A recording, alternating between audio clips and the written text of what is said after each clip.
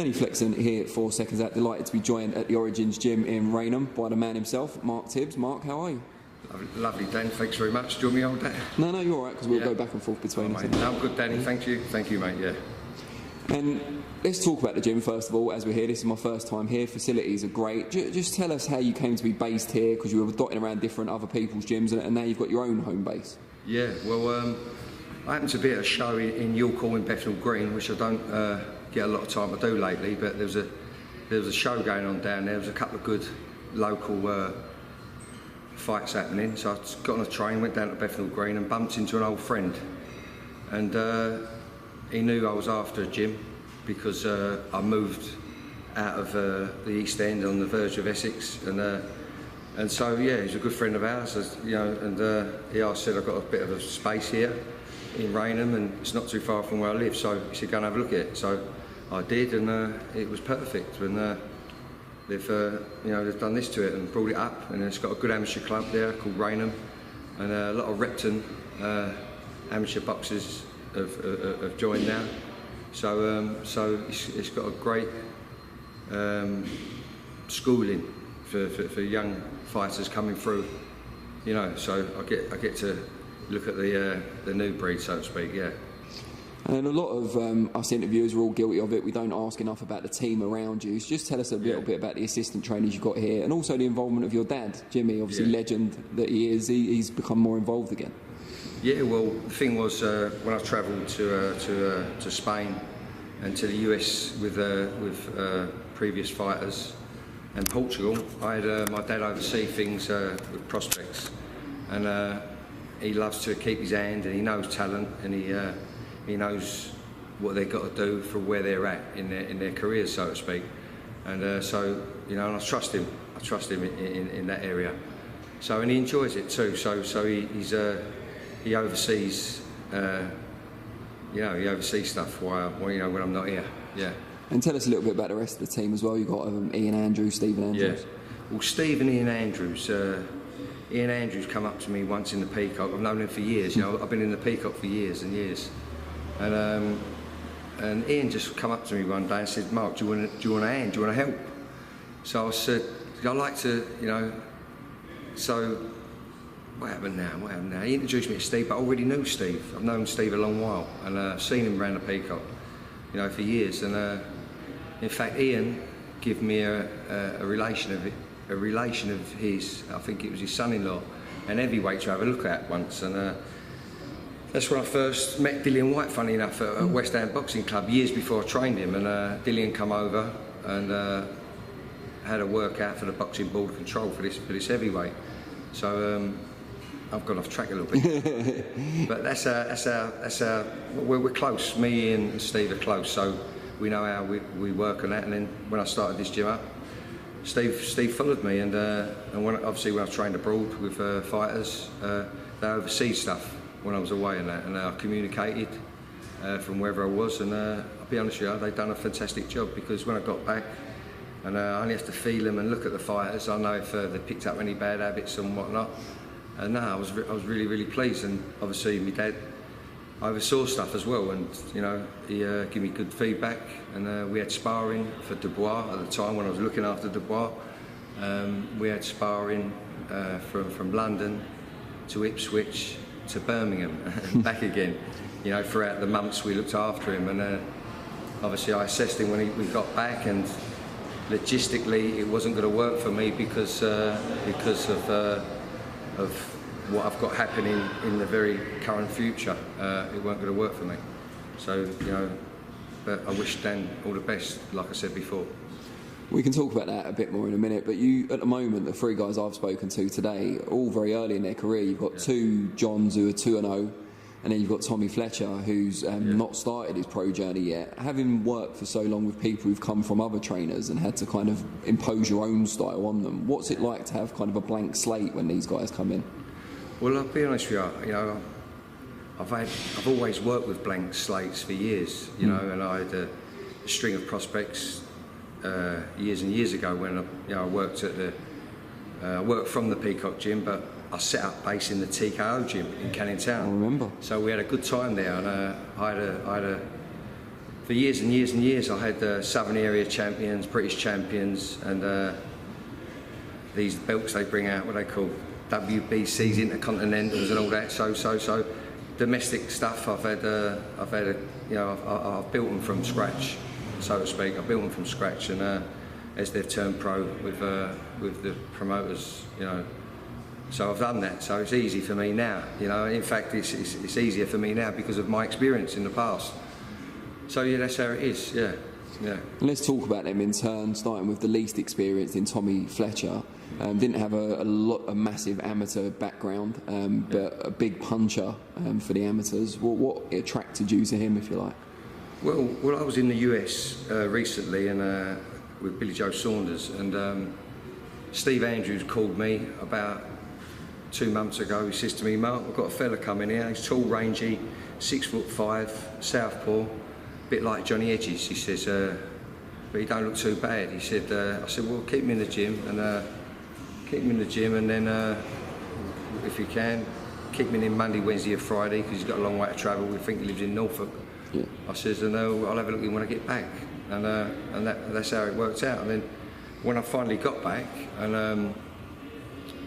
I looked at him, it was a pleasure, because he had beautiful sense of distance, timing, but most importantly, he had that power, one punch power. And he's only 19 years old, and I've never felt it in all of the prospects in my experience I've had, you know, back then. So it was very, very exciting for me, and it was exciting for me because, you know, I know he's got something. You know, when you've got timing and distance, and a good judgment. You know, you get to know that over the years, and but he carries a good bit of power too, and he seems a lovely young man, and I think I've got a little gem there. Yeah, I think I have. Yeah. And the two Johns, similar stage of their career, but very, very different styles of fighters. Yeah. Johnny Fisher, just kind of a traditional heavyweight, if you like. You know, a lot of heart, a lot of work rate. Yeah. And I suppose your job with him is to refine him a little bit. Exactly, Danny. You know, he needs refining, and the good thing about Johnny is he's so eager to learn, very eager to learn, and very willing, and he's such a great guy to work with, because he's got manners, he's got respect, and but he ain't no pushover, you know. And he can punch, he picks up things quick, and it's all about experience with him. He's got to relax and own this space. You know what I'm saying? And I've got a lot of faith in him as well. And Johnny Hedges, he's like you know, he's very well schooled, well schooled. He's got obviously a bit of maturing to do, and but you know, Rome weren't built in a day. And but he's got a great sense of distance, great boxing brain, and he's going to be brought along nice and slow. And I've got a lot of faith in him. He's like a Ferrari, if you know what I mean. He needs tuning up, and he needs experienced people around him to edge him through and guide him through, put him in the oven sometimes and let him feel it, but not overdo it with him. And I think he's going to come through with flying colours for sure. Yeah. And they're also all very kind of intelligent, gentlemanly, not to use Hedges' nickname, but very gentlemanly kind of guys. How important is that when you're taking new fighters on, that they've got that personality that you can kind of work with as well? Well, personalities and attitudes and you know, they're all going to be very, very different, and you've got to work with, you know, you've got to work with what you got, and you try to you know, educate them along the way to the best you can, without being too imposing or without trying to be their fathers or mothers. So it's a learning curve for myself as well, you know. And but I've seen some characters, good and bad, and but if they've got something, you work with them, and at the end of the day, it's all about doing the business in this ring, and you know, doing damage and winning fights, And but it's nice if you can feel you can bring them along as a human being as well along the way. So yeah, I'm happy to do that if I'm getting something back as well, if you know what I mean, from them. And talking of characters, I want to take you back to Vegas with Billy Joe Saunders, for better or worse. How do you now, a few weeks down the line, reflect on the whole experience? It was a great experience. It was, you know, I worked with Billy Joe for years under my father from when he started his career. My dad took him through, obviously, I was going to say it again, right from the bottom to world champion. And it was great, that journey. And Billy Joe is a lovely, he is a lovely person. He's got a good heart and all. And I can say that because I've been around him over that time, and he's never, you know, he's not, he is what he is, Billy Joe. But what I'm saying is, all the good fighters and anything they do in their walks of life, you know, they've got their own mind. You know, you've got to have your own mind at a certain level. Do you know what I'm saying? But he's been a good listener, I must say. He's been a very good listener, and he does listen, he does trust. And but going back to Vegas, we had a great training camp in Spain, in Fuerteventura at the MTK gym with Adam Bailey. Phenomenal training camp, and Billy Joe's one of the best trainers I've been involved with ever. He never shies away from anything, and graft-wise, work-wise, and Vegas was good as well. We had a good training camp in Vegas at the UFC gym, at this gym here, funny enough, yeah. But obviously, we was Canelo's the pound for pound great, so it was a big ask, and we all knew that anyway. It was a big ask, and Dallas was good, apart from us not winning. I ain't got really one or two things right at the very end. Wasn't what I would have, how I would have gone, but you know, it is what it is, and it was what it was, and we got so far. You know, I can't spit my dummy out, and I'm a professional, and I know how to manage people more than anyone amongst that crew. I know how to manage people more than anyone amongst that crew in this boxing business. When you got there, I think you said in a previous interview, Ben Davison was there and then was later added to the corner by Billy Joe himself. How did you feel when all that went down? Like, you must have felt a bit blindsided by it because you hadn't been warned in advance.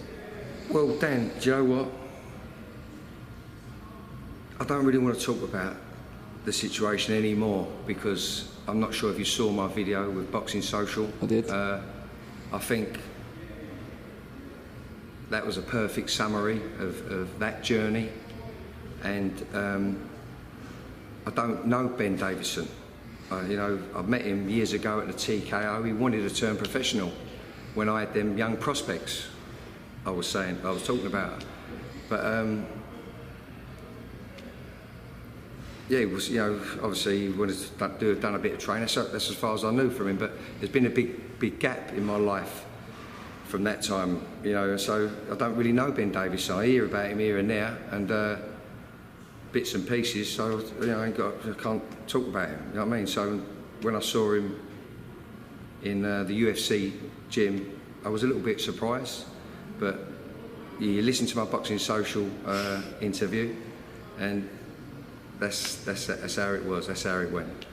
What about what happened after the fight in terms of some of the stuff that came out on social media?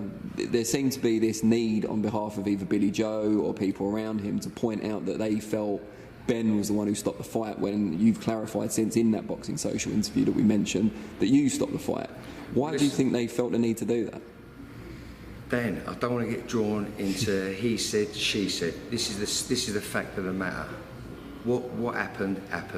My communication with Billy Joe Saunders was as clear as a bell. When he blew down the hero of Billy Joe Saunders, I didn't hear it. No one heard it. It was a private it shouldn't have been, because that was unprofessional. You know, if he's that experienced, he should have known better. Yeah, but they're friends. You know, they're friends, and it happened. It happened.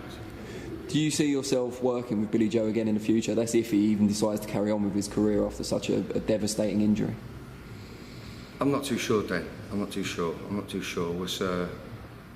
I've texted a couple of times. He's texted me back, but we haven't spoke. I've rung, but he hasn't spoke. But I understand. He's missed our families. We was away a long while, yeah. And and he's a proper family man like myself, and so you know, he's been away a long while, and he sacrificed a lot of time and energy and everything. You know, we've all made sacrifices, and we missed our loved ones, and perhaps, you know,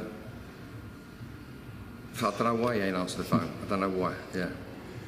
Just want to ask a bit more of an abstract question, but how much do you miss, if at all, having a kind of veteran world-level fighter in the gym in terms of their influence on the younger fighters? I mean, Billy Joe Saunders played that role most recently, but you've had other guys before, like Dillian White, rubbing off on the younger guys. Do you miss that at all?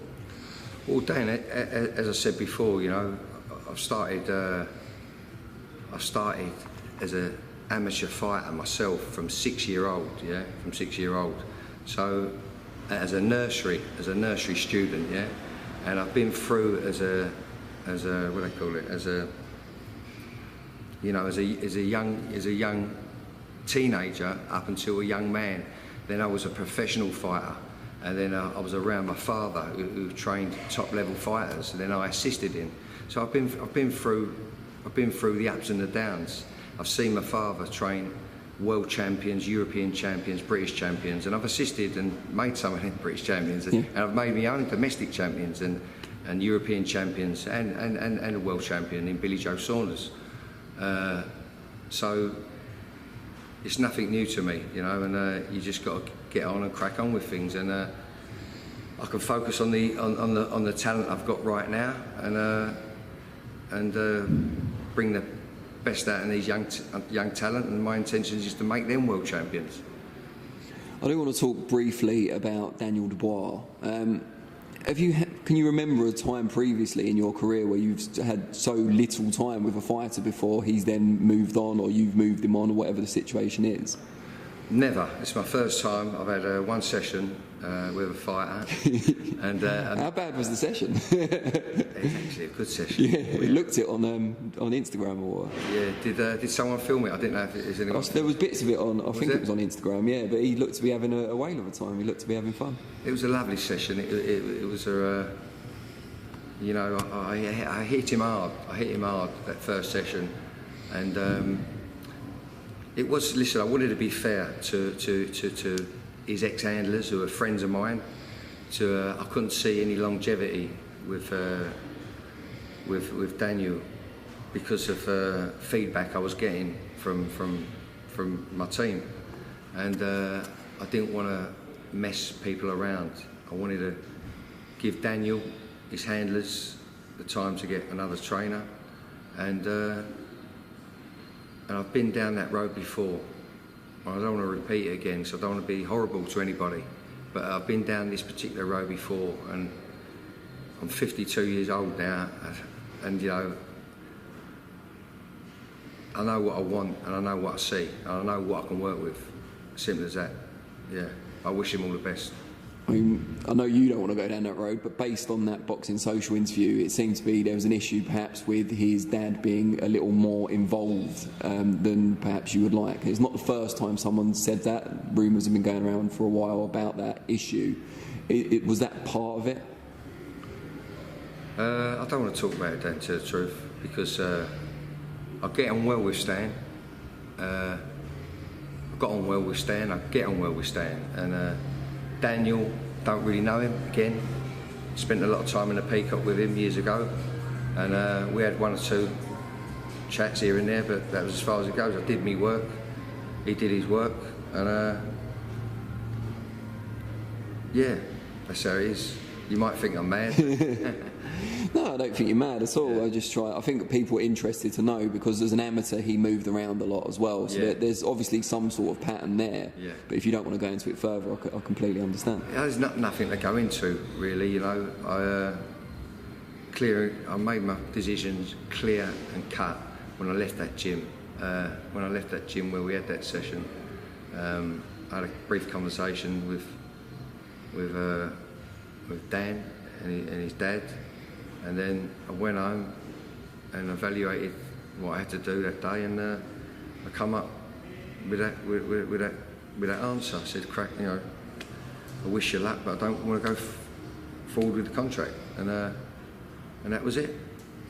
And now he's working under Shane McGuigan. Obviously, I'm sure a lot of people would have been interested in training Daniel Dubois once you'd made it clear it wasn't going to work here. What do you make of his choice? Do you think Shane's a good choice for him going forward?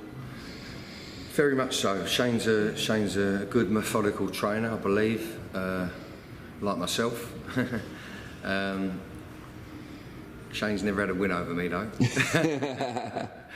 But I wish him well. I wish him well. Yeah. And what does the future hold for the stable here? Because we've talked about people who've moved on, or you might not be working with anymore, but are you looking to work with more people going forward? You've got a nice tight-knit team now, but would you like to add more to the stable? Absolutely. Listen, I want to work with, you know, I want to work with the best. I want to work with the best. I want to build champions and create champions, and if there's already champions out there, I'm willing to work with champions. But you know, we've got to. It's about being out there and working, and that's what I am. You know what I mean? You've been in the training side of boxing for a hell of a long time now. If you could go back in time to when you first started out training fighters, what would the Mark Tibbs of now tell that young Mark Tibbs? Do you know what? I wouldn't tell him anything different, because what I've been through, and the journey I've been through, I'm not sure if there's a lot of people would have done what I did, but I'm glad I've done what I did, because I know what I know, if you know what I mean, and my mind's still open right now to everything and anything. I see things, I smell things from a mile off, boxing wise. It might be a bit of a riddle, but I think you understand what I'm saying. So I wouldn't change anything or any journey about my boxing life. Only one thing. I wish I never turned pro at 19 years of age myself. But, you know, but now I know mature 19-year-olds. I know immature 19-year-olds, so to speak. So I have the advantage on weighing people up, fighters up, young fighters up, and giving them my experience. Yeah. And one more subject before I let you go. You obviously worked with Dillian White for a long time, the most successful period of his career, certainly. There's rumours now that if Anthony Joshua vacates the WBO title rather than fight Alexander Usyk, he could be fighting White in a rematch. What would you make of Dillian's chances should that fight take place later this year? Well, I think that's the best fight out there for Dillian right now. I just think that'd be brilliant for British boxing in itself. That would go at Wembley Stadium, I'm sure it would. And forget any belts, that would work. Yeah. Does he beat Joshua?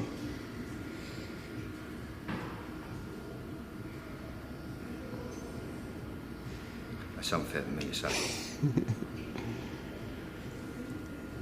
How is he a different fighter now from the one who fought Joshua the first time? Well, he's got to be different. He's got to be, he's more. He would be more. He would be, apart from maturity in his thinking, he's less emotional. He should be less emotional and more mature in his thinking. And he's trained with every strength and conditioner that the country's got. He should know by now not to overdo it in these things, because I feel when I was involved with him, I still felt there could have been more life in his legs at the time, but he killed it. because he's addicted to feeling worn out. Right. I've been there, and but no, we had a good time. We had a good ride with Dillian White and his team, Greg, Jay, Eamon, and they were good guys. Yeah, they was good guys, but you know, good guys, but should have done things a little bit different. But you know, it is what it is.